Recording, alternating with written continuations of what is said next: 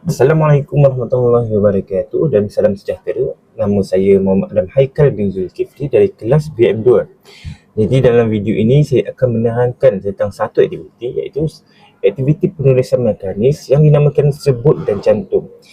Aktiviti ini sangat sesuai untuk murid tahun 1 yang lemah dalam bacaan dan masih berada pada peringkat asas penguasaan suku kata. Jadi aktiviti ini bertujuan untuk membantu murid mengenal, menyebut dan menggabungkan suku kata dengan betul sebelum mereka ni mula untuk menulis perkataan secara lengkap. Jadi pada peringkat permulaan, saya akan menunjukkan sekeping gambar yang mudah dan dekat dengan kehidupan mereka, iaitu seperti contoh gambar buku.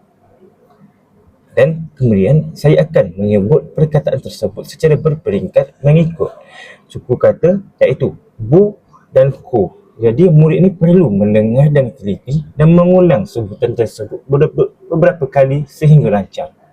Seterusnya, saya akan menunjukkan satu kad, flashcard secara berasingan seperti bu dan ku. Jadi murid akan diminta untuk menyebut setiap suku kata secara berasingan terlebih dahulu. Selepas itu murid akan mencantumkan kedua-dua suku kata tersebut untuk membentuk perkataan yang penuh, iaitu buku. Dan sebagai guru pemimpin, jadi saya akan membimbing murid menyebut dengan betul dan memberi mereka penugasan positif seperti pujian bagi meningkatkan keyakinan diri mereka.